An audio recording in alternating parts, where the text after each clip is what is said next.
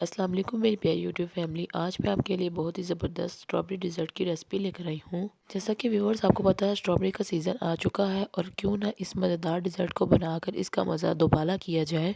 ये डिज़र्ट इतना क्रीमी और मज़ेदार होता है कि जब आप इसकी पहली बाइट लेंगे ना तो आपका दिल खुश हो जाएगा। तो चलिए मेरी प्यारी यूट्यूब फैमिली बिना टाइम वेस्ट किए इस मज़ेदार डिज़र्ट को बनाना स्टार्ट करते हैं।